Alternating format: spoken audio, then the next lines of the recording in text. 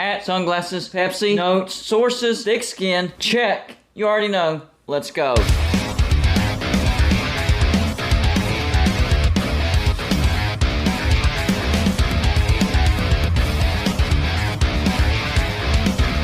Golden Blooded is a college football YouTube channel for entertainment. So make sure to hit that like and subscribe button, and let's get into our next college football video. Don't forget to send gear to represent your team. The address is P.O. Box 360, Liberty, South Carolina 29657. Yes, we are still doing that. Just wanted to put that reminder in there because I haven't reminded anybody here recently. I've made several videos on how the Pac-12 could collapse, the ACC could collapse, the Big 12 could collapse.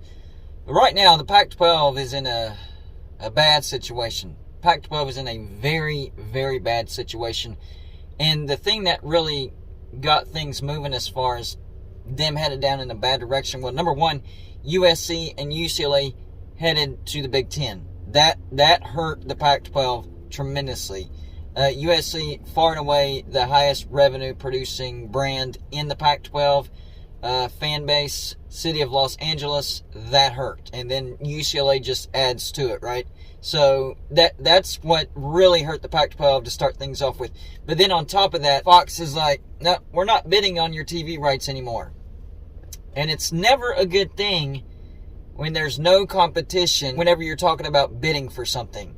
So ESPN is thinking, man, we can get a really good deal now because we really don't have to bid against anybody.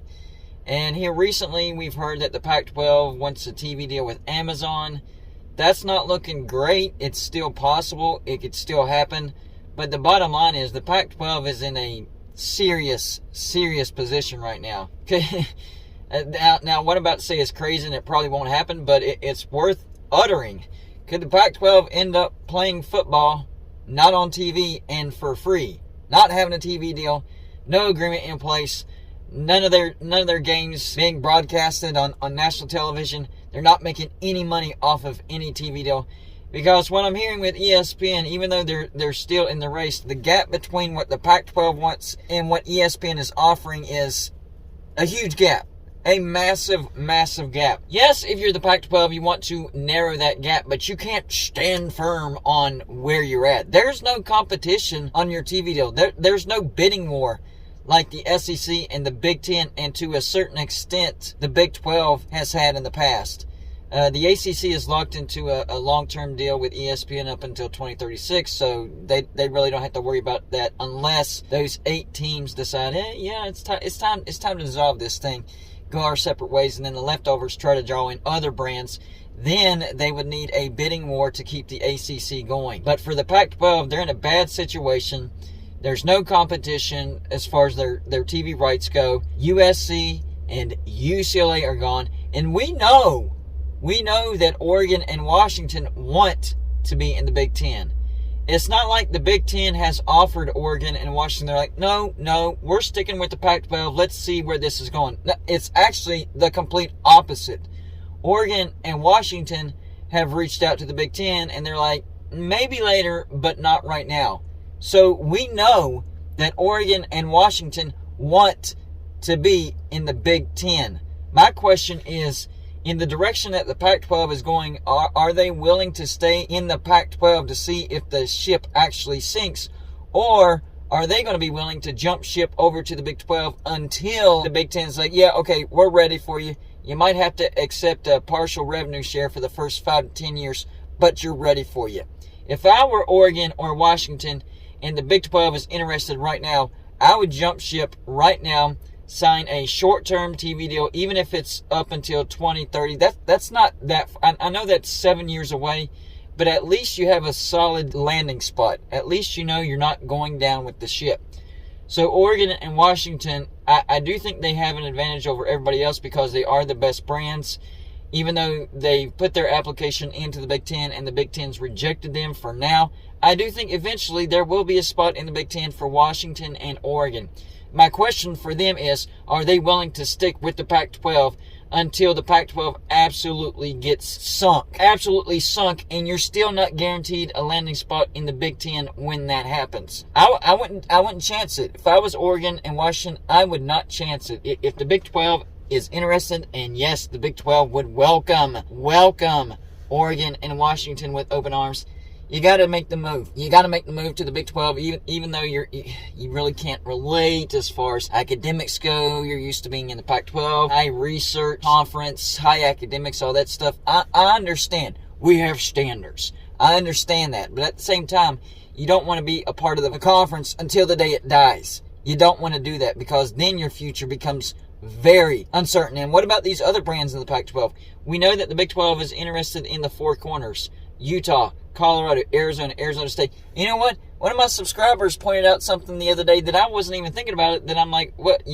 You're right. You're absolutely right. You can't call those the Four Corners.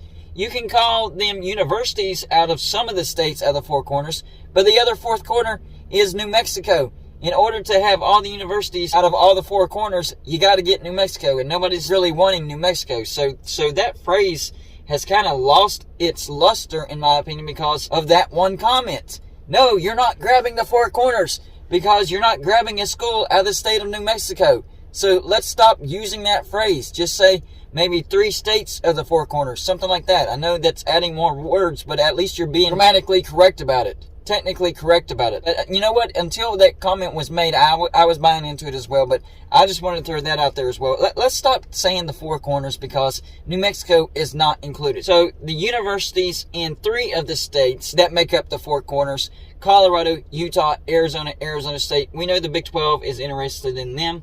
And from what I've heard, they're interested in the Big 12. I don't know why that's not been done, because the Big Ten doesn't want any of them. The SEC doesn't want any of them. The Pac-12 is in bad shape right now. So I don't know why those 4 schools would want to remain in the Pac-12 to watch it sink with everybody else and make less money than everybody else, because there's no bidding war. There's no competition to get the Pac-12 rights.